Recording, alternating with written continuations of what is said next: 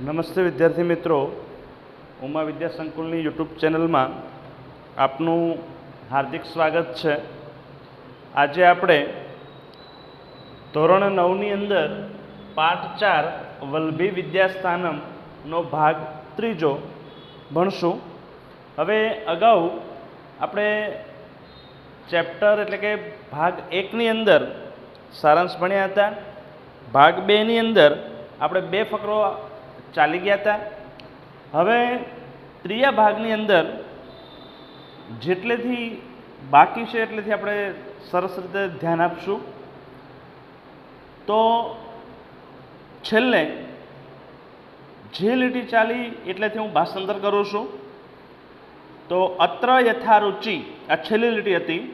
અત્ર યથારુચિ, અહીં યથારુચિ એટલે કે બુદ્ધિ પ્રમાણે, યથારુચિ એટલે રસ, અહીં વિદ્યાર્થીઓ રસ અને યથામતિ બુદ્ધિ પ્રમાણે છાત્રાહ અપઠન વિદ્યાર્થીઓ ભણતા હતા।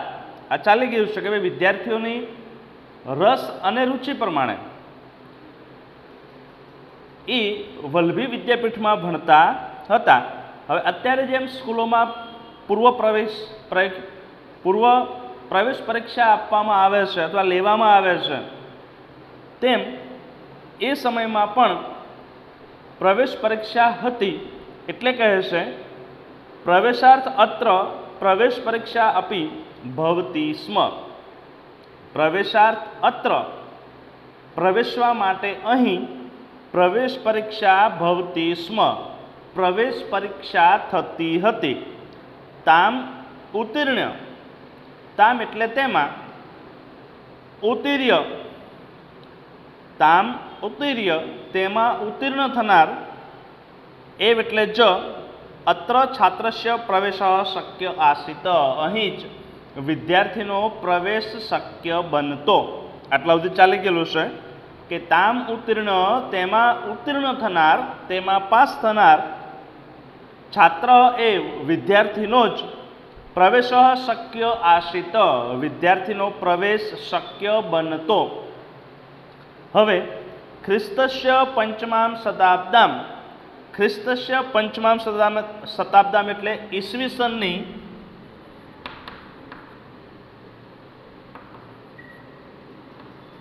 પાંચમી સદી, ખ્રિસ્તસ્ય પંચમામ શતાબ્દામ એટલે ઈસવીસનની પાંચમી સદીમાં ઇદમ ઉપનગરમ, ઇદમ, ઇદમ એટલે આ, ઉપનગરમ, ઇદમ ઉપનગરમ આ ઉપનગર, ઉપનગર એટલે નાનું શહેર અથવા નગર। તો ઇદમ ઉપનગરમ આ ઉપનગર મૈત્રકાણામ રાજધાની આસિત, મૈત્રકાણામ એટલે મૈત્રકોની રાજધાની આસિત, મૈત્રકોની રાજધાની હતી। જો ટૂંકો પ્રશ્ન પૂછાય કે મૈત્રકોની રાજધાની ઈસવીસનની કઈ સદીમાં હતી, તો ખ્રિસ્તસ્ય પંચમામ શતાબ્દામ એટલે ઈસવીસનની પાંચમી સદીમાં મૈત્રકાણામ ઇદમ ઉપનગરમ આ ઉપનગર મૈત્રકોની રાજધાની હતી। બીજી રીતે પ્રશ્ન પૂછાય તો વલ્લભીપુર કઈ સદીમાં મૈત્રકોની રાજધાની હતી, તો ઈસવીસનની પાંચમી સદીમાં વલ્લભીપુર મૈત્રકોની રાજધાની હતી। મૈત્રકાણામ વ્યવસ્થા અનુસારમ, મૈત્રકાણામ વ્યવસ્થા અનુસારમ એટલે મૈત્રકોની વ્યવસ્થા અનુસાર।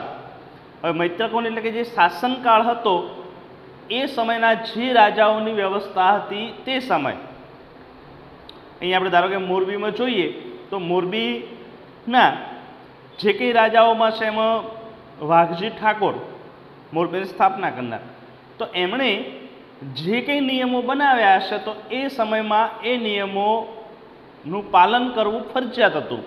તો એવી રીતે મૈત્રકોની વ્યવસ્થા અનુસાર અધ્યયન સમાપ્ત અનંતરમ વાદ સભાયામ શાસ્ત્રાર્થ ભવતી સ્મ, મૈત્રકાણામ વ્યવસ્થા અનુસાર એટલે કે મૈત્રકોની વ્યવસ્થા અનુસાર અધ્યયનસ્ય સમાપ્તમ, અધ્યયનની સમાપ્તિ પછી, અનંતરમ એટલે પછી, તો અધ્યયનસ્ય સમાપ્તમ અનંતરમ, અધ્યયનની સમાપ્તિ પછી વાદસભાયા શાસ્ત્રાર્થ ભવતી સ્મ. વાદસભાયા એટલે કે વાદ સભાનો એટલે કે ચર્ચા સભાનું,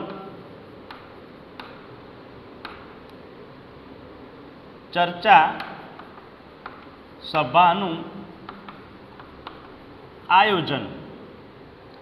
હવે ચર્ચા સભા એટલે શું પહેલાં એ સમજી લઈએ કે ઘણા બધા આપણે ક્લાસનું ઉદાહરણ આપીએ કે એક ક્લાસની અંદર 40 છોકરાઓ છે, એક ક્લાસના વર્ગમાં 40 છોકરાઓ કે વિદ્યાર્થીઓ છે, એ બંને ભાગમાં વહેંચી દેવામાં એટલે કે 20 વિદ્યાર્થીઓની એ ટીમ અને 20 વિદ્યાર્થીઓની બી ટીમ.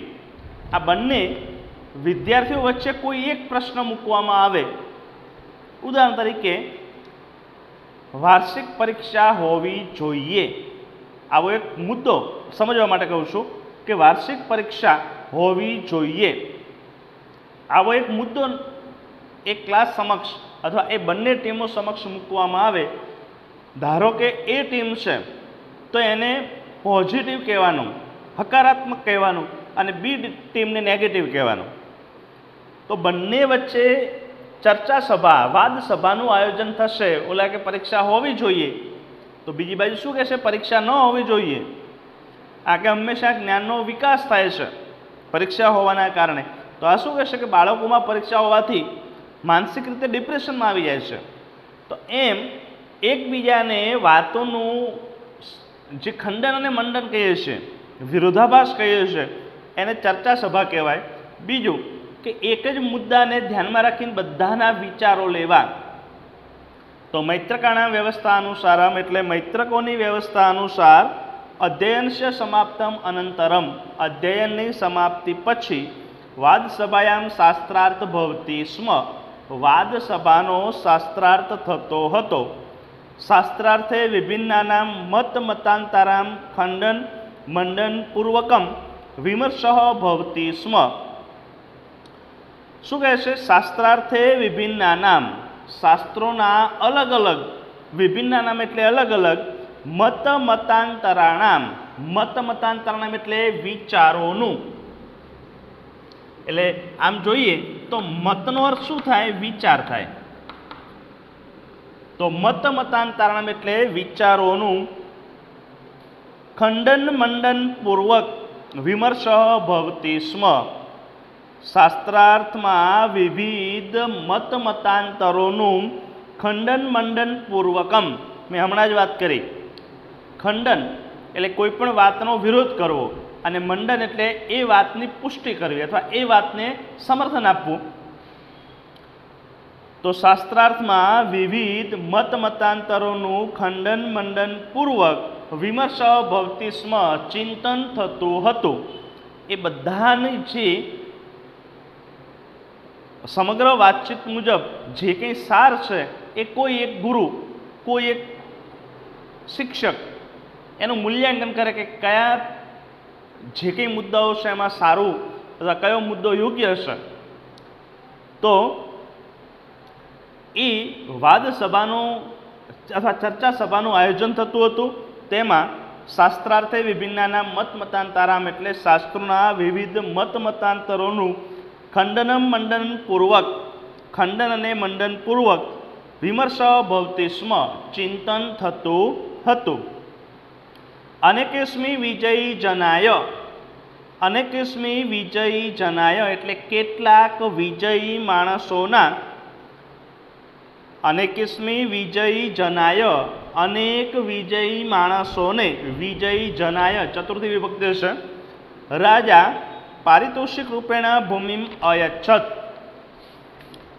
અનેકેસ્મી એટલે કે અનેક, વિજયી જનાય અનેક વિજયી માણસોને રાજા પારિતોષિક રૂપેણ, પારિતોષિક રૂપેણ એટલે, પારિતોષિક રૂપેણ એટલે ભેટ, સોગાદ,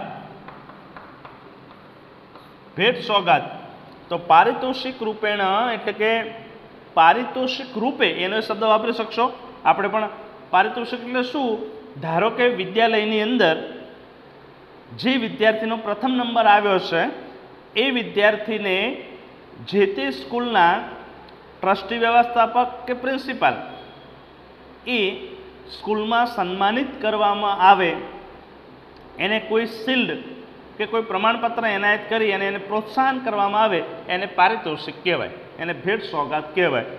तो 21मी विजयी जनाय केटलाक विजयी माणसोने राजा पारितोषिक रूपे भूमिम अयच्छत जमीन आपता हता। अयच्छत अयच्छत एटले आपता। हवे अयच्छत हेस्तन भूतकाळ परस्मय पद तीजो पुरुष एकवचन छे। कदाचित विजयी जनानां नामनानि विद्यापीठस्य द्वारे उटंकितानि अभवन्। कदाचित विजयी जनानां केटलाक विजयी माणसोना नामानि एटले नामो विद्यापीठस्य द्वारे विद्यापीठना द्वारे विद्यापीठना मुख्य प्रवेश द्वारे उटंकितानि अभवन्। उटंकितानि एटले कोतरायेला।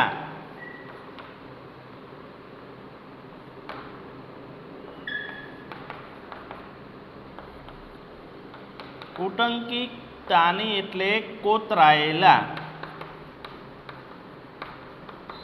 हवे जो कोतराय एटला एटले ए समयमां जेम अत्यारे आपणे बोर्डनी व्यवस्थित सुविधा छे तो ए समय आवुं बधुं नहोतुं एटले माणसो शुं करता कि जे कंई नाम छे ए विद्यापीठनो जे प्रवेशद्वार छे त्यां मोटी एक शिलालेख शिला एटले पत्थर पत्थर उपर लखवामां आवता लेखने शिलालेख कहेवाय। एटले पत्थर उपर एने नाम कोतरवामां आवता।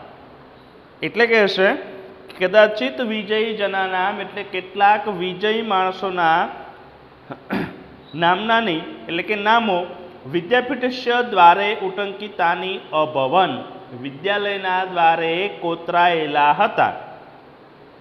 ख्रिस्तास पूर्व प्रायः पंचमां शताब्द्यां भगवत महावीरस्य जन्म अभवत्। ख्रिस्तास पूर्वे एटले के ईस्वीसननी पूर्वे ख्रिस्तास पूर्वे एटले के ईस्वीसन पूर्वे प्रायः एटले लगभग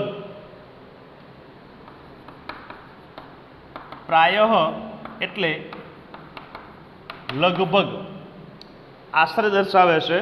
तो ख्रिस्तास पूर्वे प्रायः ईस्वीसन पूर्वे लगभग पंचम्यां शताब्द्यां 5मी सदीमां भगवत महावीरस्य जन्म अभवत्। भगवत महावीरस्य एटले के भगवान महावीरनो जन्म अभवत् जन्म थयो हतो। आ पण टूंको प्रश्न पूछाय कि भगवान महावीरनो जन्म क्यारे थयो हतो गुजराती भाषामां। तो ईस्वीसन पूर्वे लगभग 5मी सदी में भगवान महावीरनो जन्म थयो हतो अने संस्कृत में ख्रिस्तास पूर्वे प्रायः एटले के ईस्वीसन पूर्वे लगभग 5मा शताब्द्यां ईस्वीसन पूर्वे लगभग 5मी सदी में भगवान महावीरनो जन्म थयो हतो। तस्मिन् काले ते समय में महावीरेण यह उपदेश प्रदत्तः। तस्मिन् काले एटले ते समय में महावीरेण महावीर एटले के भगवान महावीरे यह उपदेश यह एटले जे उपदेश एटले उपदेश प्रदत्तः प्रदत्तः एटले आप्यो। तो शू कहे कि तस्मिन् काले ते समय में भगवत महावीरेण यह उपदेश प्रदत्तः एटले कि भगवान महावीरे जे उपदेश आप्यो स आगम नामना प्रसिद्ध वर्तते ते आगम नामथी प्रसिद्ध छे। भगवान महावीरे जे उपदेश आप्यो ए कया नामथी प्रसिद्ध छे तो आगम नामना एटले कि आगम नामथी પ્રસિદ્ધ છે.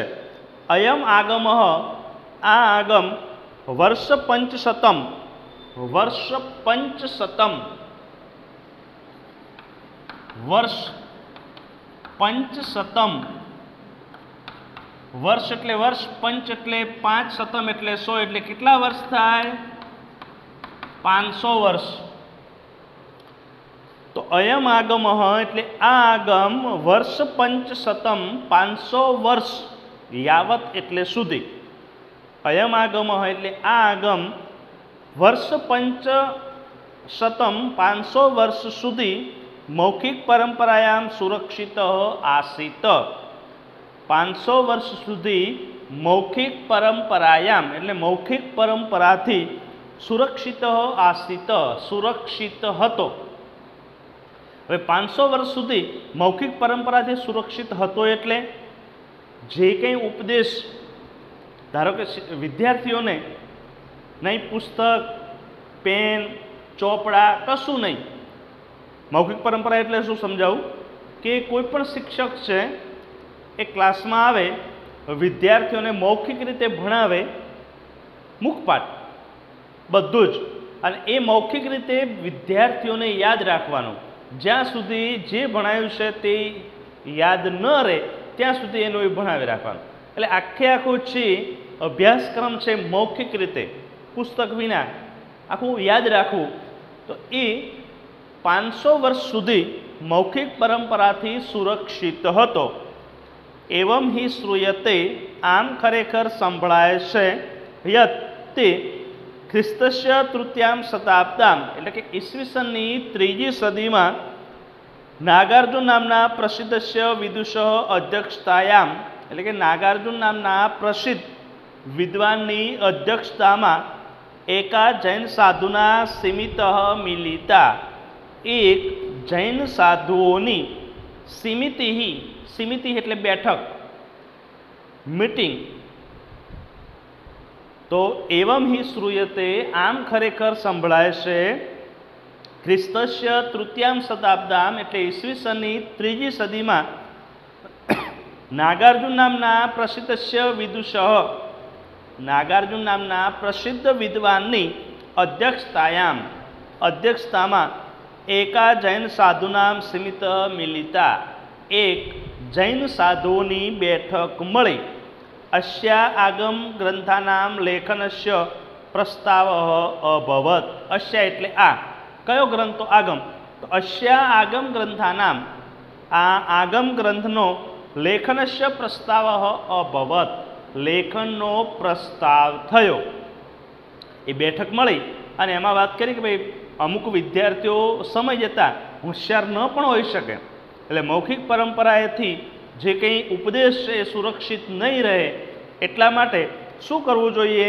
તો કે લેખનસ્ય પ્રસ્તાવ અભવત લેખનનો પ્રસ્તાવ મૂક્યો. બધા લેખનનો પ્રસ્તાવ કર્યો. અત્ર લેખનબદ્ધ વાણી વલ્લભી વાચના નામના પ્રસિદ્ધ જાતા. અહીં લેખનબદ્ધ વાણી જે કંઈ આગમ ગ્રંથને લખવાની જે કંઈ બેઠક મળી અને જે સમય જે જગ્યાએ આગમ ગ્રંથ લખ્યો એ કયું સ્થળ હતું? તો કે વલ્લભી વિદ્યાપીઠ. અને વલ્લભી વિદ્યાપીઠ હોવાના કારણે અત્ર લેખનબદ્ધ વાણી આ લેખનબદ્ધ વાણી વલ્લભી વાચના નામના પ્રસિદ્ધ જાતા. આ લેખનબદ્ધ વાણી વલ્લભી વાચના એટલે વલ્લભી વાચના નામથી પ્રસિદ્ધ થઈ. આગમ ગ્રંથની લેખનબદ્ધ વાણી કયા નામથી પ્રસિદ્ધ થઈ? તો વલ્લભી વાચના. ખ્રિસ્તસ્ય નવમ્યામ શતાબ્દામ વલ્લભીનગરસ્ય વિનાશ અભવત. ખ્રિસ્તસ્ય નવમ્યામ શતાબ્દામ એટલે ઈસવીસનની 9મી સદીમાં ખ્રિસ્તસ્ય નવમ્યામ શતાબ્દામ એટલે ઈસવીસનની 9મી સદીમાં વલ્લભીનગરસ્ય વિનાશ અભવત વલ્લભીનગરનો વિનાશ થયો. પરંતુ તસ્ય અવશેષાઃ પરંતુ તેના અવશેષો એટલે કે પરંતુ તેના અવશેષો અદ્યાપી આજે પણ તસ્ય સમૃદ્ધિમ સૂચયંતી, તેની સમૃદ્ધિ સૂચવે છે. તેની સમૃદ્ધિ એટલે જે કંઈ અવશેષો છે એ અવશેષોમાંથી ખબર પડી શકે કે અહીં વલ્લભી વિદ્યાપીઠ એ ખૂબ સમૃદ્ધ વિદ્યાપીઠોમાંનું એક હતું. તો શું કહે છે કે તસ્ય અવશેષા, તેના અવશેષો અદ્યાપી, આજે પણ તસ્ય સમૃદ્ધિમ સૂચયંતી, તેની સમૃદ્ધિ સૂચવે છે. એવં ભારતસ્ય પ્રાચીનેષુ, આમ ભારતના પ્રાચીન વિદ્યા કેન્દ્રેષુ, આમ ભારતના પ્રાચીન વિદ્યા કેન્દ્રોમાં વલ્લભી એકતમ અસ્તિ, વલ્લભી એક હતું. ચ ઇતિહાસે અદ્યાપે વર્તતે, અને ઇતિહાસમાં આજે પણ છે. જે પ્રાચીન સમયમાં જે વલ્લભી વિદ્યાપીઠ હતું, તો શું કહેશે કે ભારતના પ્રાચીન વિદ્યા કેન્દ્રોમાં વલ્લભી એક હતું. ચ અને ઇતિહાસે અદ્યાપી વર્તતે, અને ઇતિહાસમાં આજે પણ છે. હવે આખા પાઠનો માત્ર હું એકલું ગુજરાતી બોલું છું, અને તમારે ચોપડીમાં ધ્યાન આપવાનું છે કયા શબ્દનો અર્થ કયો નીકળે છે.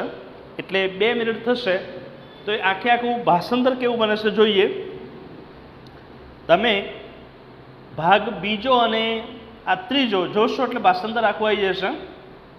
અત્યારે વિવિધ, હવે જો ધ્યાન આપજો, ચોપડી સાથે રાખજો.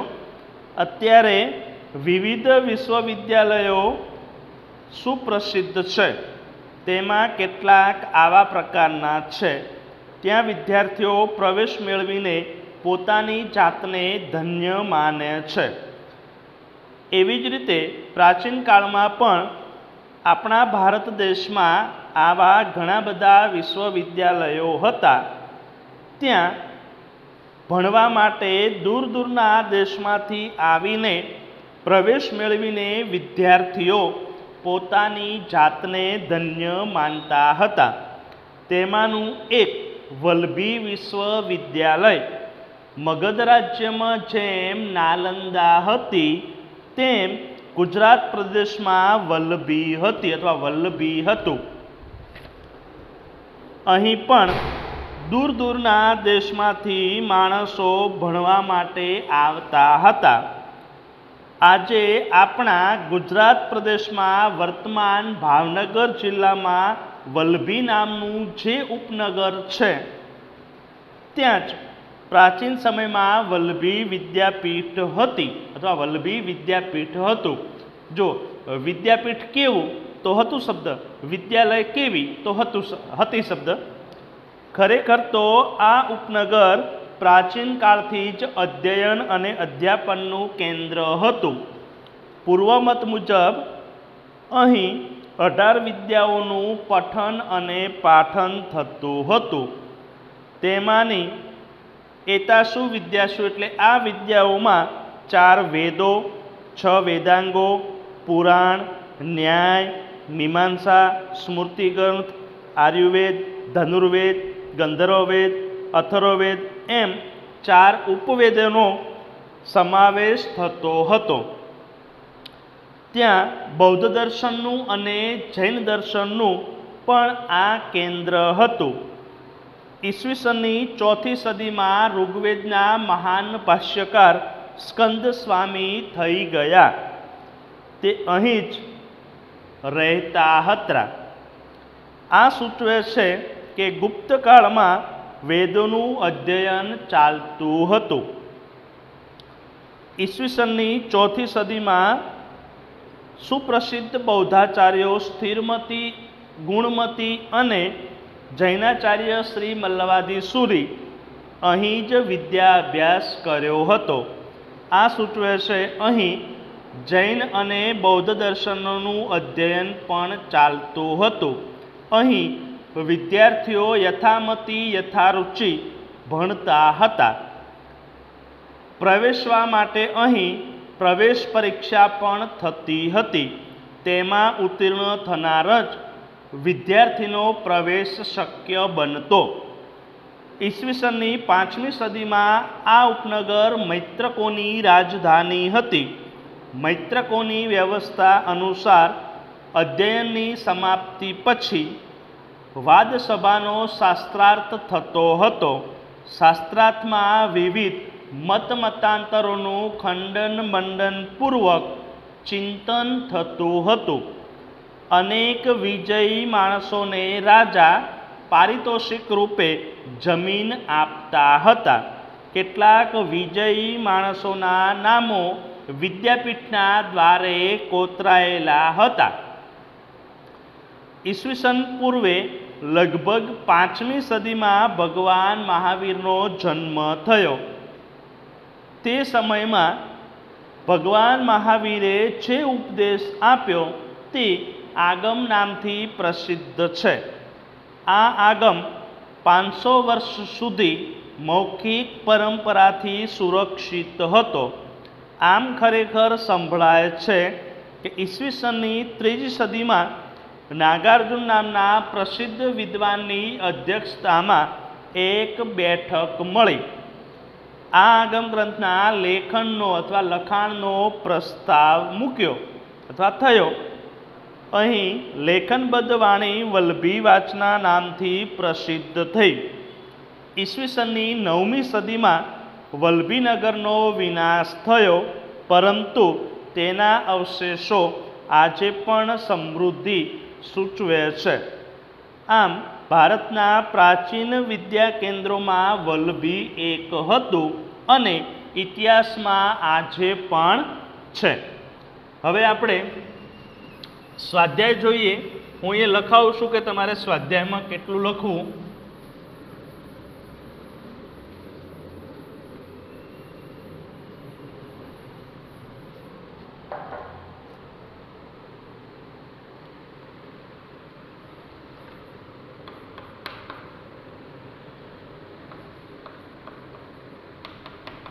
ટિપ્પણીમાં પુલ્લિંગ,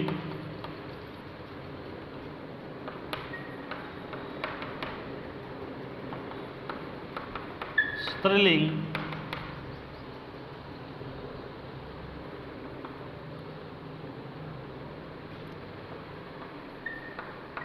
નપુંસકલિંગ,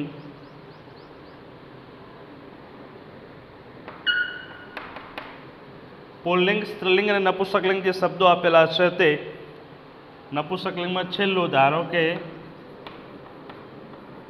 ઉપનગરમ એટલે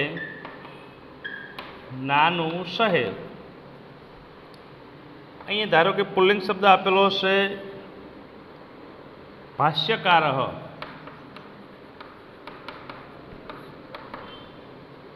તો ભાષ્ય લખનાર.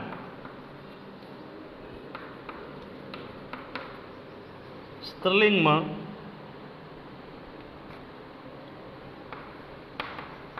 શતાબ્દી, શતાબ્દી એટલે સદી. અહીંયા હું ઉદાહરણ તરીકે ધારો કે ટિપ્પણીમાં પુલ્લિંગ શબ્દો જે છે એ આવી રીતે લખવાના, સ્ત્રીલિંગ શબ્દ નપુંસકલિંગ. હવે સ્વાધ્યાયમાં પ્રશ્નો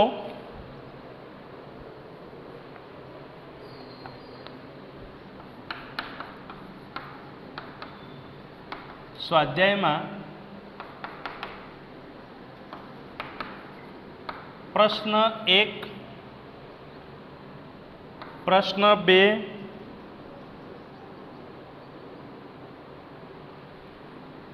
પ્રશ્ન 3,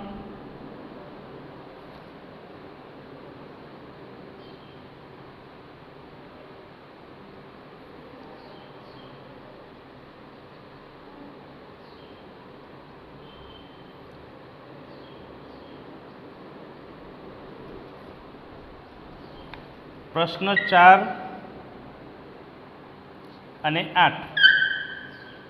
હવે સ્વાધ્યાયમાં કેટલા અત્યારે પ્રશ્નો લખવાના બાકી? જે 5મો અને 6ઠ્ઠો એ પ્રશ્નો છે હું અહીંયા આપણે જ્યારે ક્લાસ ચાલુ થશે ત્યારે હું સમજાવીશ. લખવો જ લખી શકો, ફરજિયાત નથી. પણ અત્યારે સ્વાધ્યાયમાં કેટલું લખવાનું? પુલ્લિંગ, સ્ત્રીલિંગ, નપુંસકલિંગ.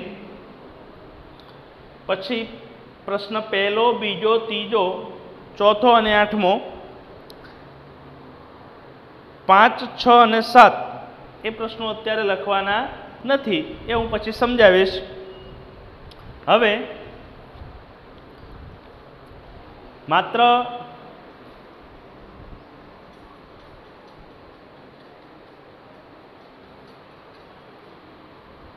જે ટૂંકા જે પ્રશ્નો છે એના સ્વાધ્યાય માત્ર જોઈ લઈએ 2 મિનિટમાં. પ્રાચીન સમયે ગુર્જર રાજ્ય કહ વિશ્વવિદ્યાલય આસીત. તો પ્રાચીન સમયમાં ગુજરાત રાજ્યમાં કઈ વિશ્વવિદ્યાલય આવેલી હતી? તો વલ્લભી વિશ્વવિદ્યાલય. આપણે ભણ્યા તે જ વલ્લભી વિદ્યાસ્થાનમ. તો વલ્લભી વિશ્વવિદ્યાલય. ઉપવેદા કતિ સંતિ? ઉપવેદો કેટલા છે? તો ચત્વારાહ એટલે 4 ઉપવેદો. વલ્લભી કેશામ રાજધાનીમાં સ્થિત? વલ્લભી કોની રાજધાની હતી? તો આપણે ભણી ગયા છીએ મૈત્રકાણામ, મૈત્રકોની. મહાવીરસ્ય ઉપદેશ કેન નામનો પ્રસિદ્ધ વર્તતે? ભગવાન મહાવીરનો ઉપદેશ કયા નામથી પ્રસિદ્ધ થયો? તો આગમ નામના, એટલે અહીં આપેલું છે આગમ. વલ્લભીનગરમાં મિલિતા એટલે કે મળેલી જૈન સાધુઓની બેઠકના અધ્યક્ષ કોણ હતા? જો વલ્લભીનગરે મિલિતા જૈન સાધુનામ સમિતે અધ્યક્ષ કહ આસિત? તો નાગાર્જુન. નાગાર્જુન નામના જે વિદ્વાન હતા તે અધ્યક્ષ હતા. પ્રાચીન કાલાત વલ્લભી કશ્ય કેન્દ્રમ આસિત? તો પ્રાચીન કાલાત વલ્લભી અધ્યયન અધ્યાપનસ્ય કેન્દ્રમ આસિત. તમારે નવનીતનો ઉપયોગ કરવાનો અને સરસ રીતે નવનીતમાંથી જોઈ અને પણ લખવાના છે. વેદાંગાની કતિ સંતિ? ષટ વેદાંગાની સંતિ, 6 વેદાંગો છે. શ્રી મલ્લવાદી સુરી કહ આસિત? શ્રી મલ્લવાદી સુરી ક્યારે થઈ ગયા? શ્રી મલ્લવાદી સુરી કહ આસિત એટલે કે શ્રી મલ્લવાદી સુરી કોણ હતા? તો શ્રી મલ્લવાદી સુરી એક જૈનાચાર્ય આસિત, એક જૈન આચાર્ય હતા. ભગવત મહાવીરસ્ય જન્મ કદા અભવત? ખ્રિસ્તસ્ય પંચમામ શતાબ્દામ એટલે કે ખ્રિસ્તાત પૂર્વે પ્રાય 5મા શતાબ્દામ ભગવાન મહાવીરસ્ય જન્મ અભવત. જૈન સાધુનામ સમિતિ કશ્ય લેખન પ્રસ્તાવ અભવત? જૈન સાધુઓની બેઠકમાં કયા લેખનનો પ્રસ્તાવ થયો? તો જૈન સાધુનામ સમિતૌ આગમ ગ્રંથસ્ય લેખનસ્ય પ્રસ્તાવ અભવત. હવે ત્રીજો પ્રશ્ન હશે, એ પ્રશ્ન વાક્ય બનાવવાનું છે. ઉદાહરણ તરીકે જુઓ, ઋગ્વેદસ્ય ભાષ્યકાર સ્કંદ સ્વામી આસિત. તો સ્કંદ સ્વામી કાઢી નાખવાનું અને એની સાથે પ્રશ્નાર્થ વાક્ય બનાવવાનું. તો ઋગ્વેદસ્ય ભાષ્યકાર કહ આસિત? ઋગ્વેદના ભાષ્યકાર કોણ હતા? કહ એટલે કોણ? મહાવીરસ્ય ઉપદેશ આગમ નામના પ્રસિદ્ધ વર્તતે. મહાવીરનો ઉપદેશ આગમ નામથી પ્રસિદ્ધ છે. તો મહાવીરસ્ય શબ્દ કાઢી નાખવાનો. કશ્ય ઉપદેશ આગમ નામના પ્રસિદ્ધ વર્તતે. ત્રીજો, જૈન સાધુનામ સમિત મિલિતા. જૈન સાધુઓની બેઠક મળી. તો કેશામ કોની? તો કેશામ સમિત મિલિતા કોની બેઠક મળી? ચોથું, નવમ્યામ શતાબ્દામ વલ્લભીનગરસ્ય વિનાશ અભવત. તો નવમ્યામ શતાબ્દામ કાઢી નાખવાનો અને એની જગ્યાએ યોગ્ય શબ્દ તો ચોથામાં જોઈએ તો કદા એટલે ક્યારે? તો કદા વલ્લભીનગરસ્ય વિનાશ અભવત. કદા એટલે ક્યારે?